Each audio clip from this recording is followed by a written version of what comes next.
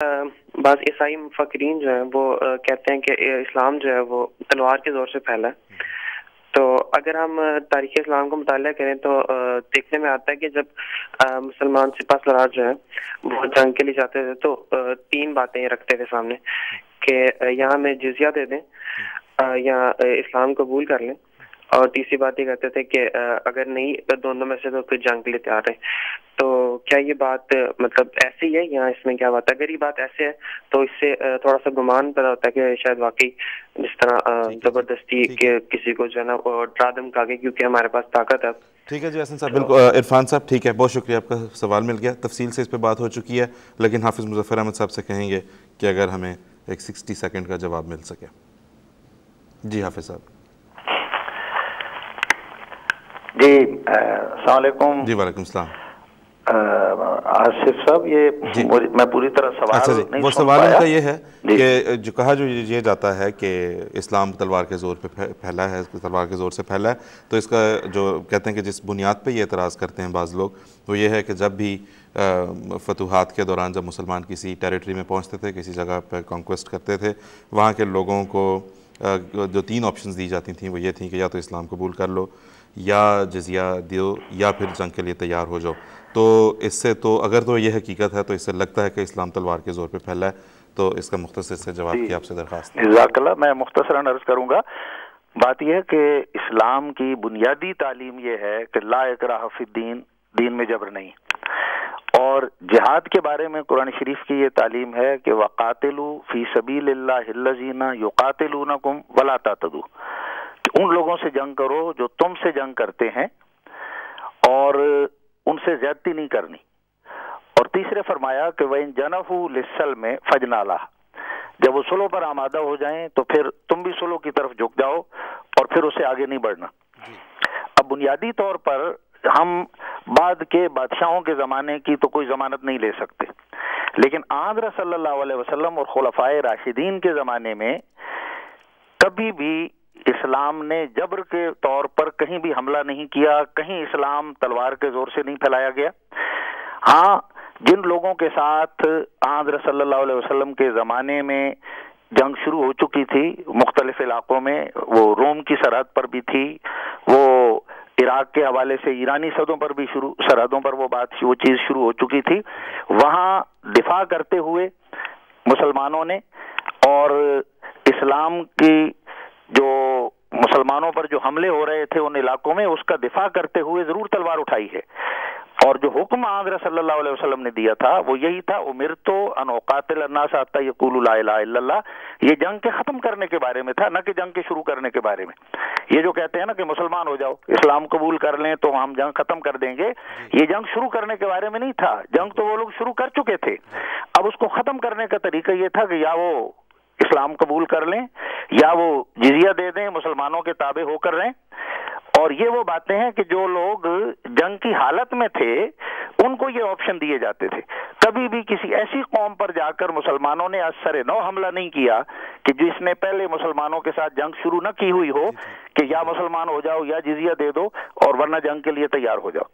تو بنیادی طور پر حضرت صلی اللہ علیہ وسلم اور خلفائے راشدین کے زمانے میں اس بات کی ضمانت دی جا سکتی ہے کہ اسلام تلوار سے نہیں پھیلا.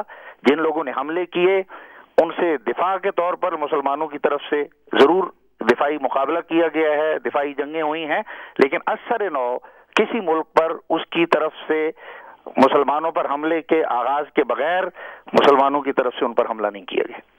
جی بالکل ٹھیک, بہت بہت شکریہ حافظ مظفر احمد صاحب.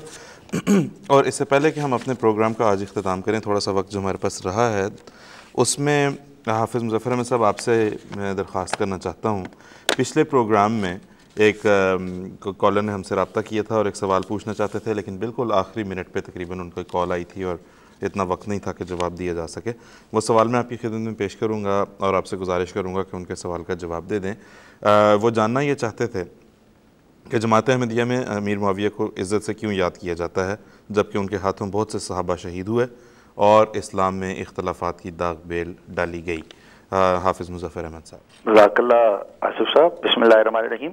میں اس سوال کی طرف آتے ہوئے ایک تو یہ گزارش کروں گا کہ سمرین صاحبہ نے بڑی جذباتی بات کی تھی کہ ایسی باتیں ٹی وی چینلوں پر بیٹھ کر کرنا بہت بری بات ہے. میں صرف اتنا عرض کرنا چاہوں گا کہ حضرت عائشہ رضی اللہ عنہا کا مقام ہمارے لیے ام المومنین کا ہے. وہ مومنوں کی ماں ہیں اور پاکوں کے سردار حضرت محمد مصطفیٰ صلی اللہ علیہ وسلم. اگر ان کی عزت اور ان کے حوالے سے اگر ایسی باتیں یا سوال آئیں گے تو کیا وہ بری بات نہیں ہے جس سے کروڑوں انسانوں کے دل مجروح ہو سکتے ہیں؟ اور جب ان کا جواب دینے کی بات ہو تو پھر یہ کہنا کہ یہ بری بات ہے، یہ اس لیے بھی مناسب نہیں کہ جو باتیں آپ سمجھ رہے ہیں کہ ٹی وی چینلوں پر نہ کریں وہ تو کھلے عام ہو چکی ہیں. جو میں نے عرض کیا تھا اس کی ویلیڈیٹی کے حوالے سے بات ہوئی تھی، میں اس میں لمبا نہیں جانا چاہوں گا. اگر کسی کی دل آزاری ہوتی ہے تو ہمیں اس کی ضرورت نہیں جانے کی.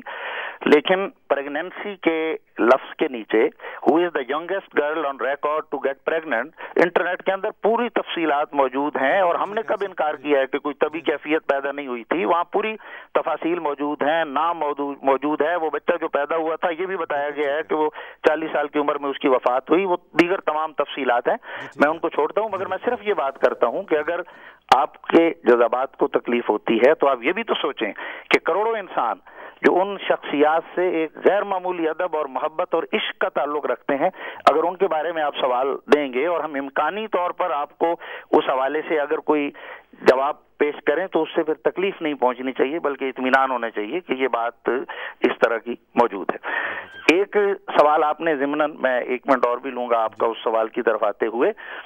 بڑا دلچسپ سوال آپ نے اٹھایا تھا کہ آن صلی اللہ علیہ وسلم پر جو مرگی کے حوالے سے اعتراض ہوتا ہے، اس زمانے میں جو عینی شاہدین تھے ان کا کیا رد عمل تھا؟ یہ بہت دلچسپ بات ہے اور اس حوالے سے مجھے ایک واقعہ یاد آتا ہے جو میں عرض کرنا چاہتا ہوں. امام صاحب نے بہت تسلی بخش اس کا جواب دیا کہ یہ بہت ہی پرانا سوال ہے اور حضرت موسیٰ علیہ السلام سمیت دیگر انبیاء پر بھی کیا گیا. دور حاضر میں جدید سائنسی اور طبی تحقیقات کی روشنی میں خود یورپین مستشرقین اس اعتراض کو لغو سمجھ کر چھوڑ چکے ہیں اور اب یہ پہلے کی طرح عام نہیں رہا بلکہ بعض نے، جیسا کہ امام صاحب نے حوالے بھی دیے، اس کی واضح تردید بھی کی ہے. لیکن رسول اللہ صلی اللہ علیہ وسلم کی زندگی میں کفار مکہ نے لوگوں کو بدظن کرنے کے لیے یہ بات مشہور کر دی تھی کہ معاذ اللہ رسول اللہ صلی اللہ علیہ وسلم کو کوئی دماغی بیماری ہے. چنانچہ ایک بڑا ہی دلچسپ واقعہ ہوا. عرب کا ایک مشہور طبیب جس کا نام زماد تھا اور جسے دماغی بیماریوں کے علاج کا بہت دعویٰ تھا، اس نے جب رسول اللہ صلی اللہ علیہ وسلم کے بارے میں ایسی افواہیں سنی تو عذرائے ہمدردی آپ کی خدمت میں حاضر ہوا اور دماغی بیماریوں وغیرہ میں اپنی مہارت جتلا کر علاج کی پیشکش کی اور کہا آپ بالکل ٹھیک ہو جائیں گے، فکر نہ کریں. رسول اللہ صلی اللہ علیہ وسلم پہلے تسلی سے اس کی باتیں سنتے رہے، پھر جواباً گفتگو کرتے ہوئے آپ نے عربی مسنون خطبے سے آغاز فرمایا.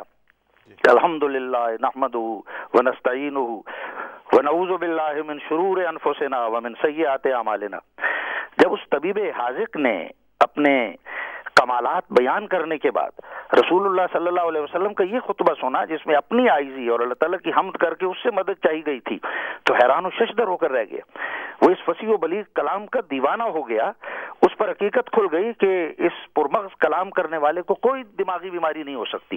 وہ بھول گیا کہ وہ تو ایک طبیب ماہر کے طور پر علاج کرنے آیا تھا. خطبے کے سحر میں ایسا گم ہوا کہ عرض کیا یا رسول اللہ ایک دفعہ پھر یہ کلمات دہرائیے، میں نے تو آج تک ایسا کلام نہیں سنا. حضرت صلی اللہ علیہ وسلم نے دوبارہ اس خطبے کے الفاظ دہرائے تو وہ بے چین ہو کر بولا ایک دفعہ اور یہ کلمات ارشاد فرمائیے. حضور صلی اللہ علیہ وسلم نے پھر پڑھا تو اس نے کہا لقد بلغت ناؤس البحر، آپ نے تو سمندر کی گہرائی جیسا فصیح و بلیغ کلام کیا ہے. تب اسے سمجھ آئی کہ طبیب روحانی تو یہ ہیں اور میں تو مریض ہوں. عرض کیا یا رسول اللہ میرا اسلام قبول کیجئے، اشہد ان لا الہ الا اللہ وان محمد رسول اللہ. تو یہ مرگی وغیرہ کا اعتراض کرنے والے تو صدیوں بعد پیدا ہوئے، سنے سنائے اعتراض کرتے ہیں. عینی شاہد اور طبیب نے معائنے کے بعد جو گواہی دی اس سے بڑھ کر کیا گواہی ہو سکتی ہے. قرآن شریف نے اس اعتراض کے جواب میں بہت ہی سچ کہا تھا وَإِنَّكَ لَعَلَىٰ خُلُقٍ عَظِيمٍ کہ آن صلی اللہ علیہ وسلم کے پاکیزہ اخلاق گواہی دیتے ہیں کہ یہ کسی دیوانے یا مجنون کا کلام نہیں ہے.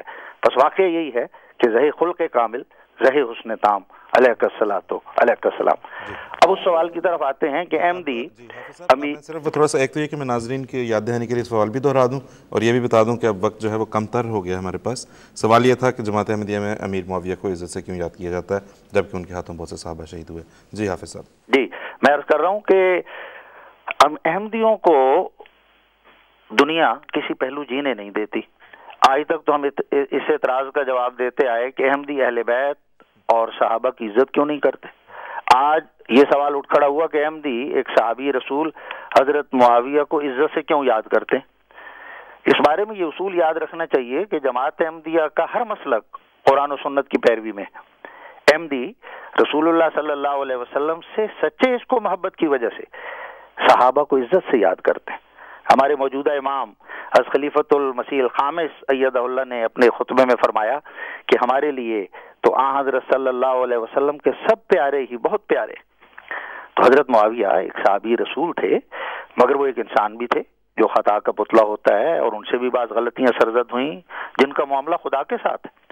आज 1400 साल बाद बैठकर हम उस पर कोई मुहकमा तो नहीं कर सकते। दुनिया की अदालतों में 14 साल गुजर जाएं तो वो कहते हैं कि जी वो गवाहियां खत्म होने की वजह से मुकदमा टाइम बार्ड हो गए, और ये तो 1400 साल हो गए। उनकी बड़ी गलती वक्त के इमाम और खलीफा राशिद हजरत अली रजी अल्लाह अन्हु की बैत न करके उनके मुकाबले पर आना, और इसके नतीजे में जंग सफ़ीन में सैकड़ों मुसलमानों का खून होना है।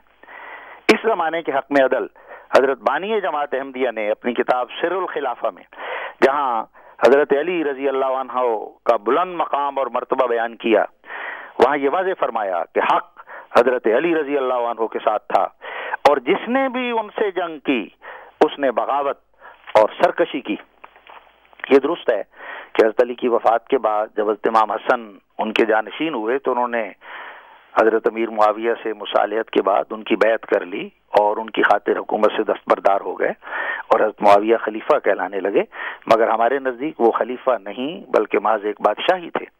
चुनांचे जमात अहमदिया के दूसरे खलीफा हजरत मिर्ज़ा बशीरुद्दीन महमूद अहमद साहब फरमाते हैं कि रसूल करीम सल्लल्लाहु अलैहि वसल्लम ने मुआविया की खिलाफत को मुलूकियत करार दिया है, यानी बादशाहत, और खुलफाए राशिदीन से खारिज किया। अमीर मुआविया की दूसरी गलती अपने नाखलफ बेटे यजीद को अपने बाद खलीफा नामजद करना था, जिसके जालिमाना दौर में हजरत इमाम हुसैन रजी अल्लाह अन्हु नवासे रसूल की शहादत हुई।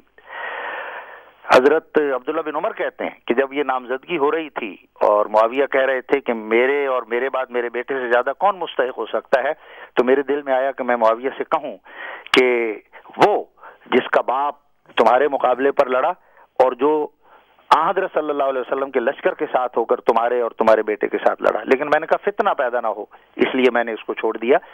तो हजरत खलीफतुल मसीह सानी इस बारे में फरमाते हैं कि अगर मुआविया अपनी मौजूदगी में यजीद का मामला लोगों के सामने पेश न करते और बाद में कौम उसे मुंतखब करती तो हम इसे एक इंतखाबी बादशाह कह सकते थे, मगर अब न तो हम उसे खलीफा कह सकते हैं और न इंतखाबी बादशाह।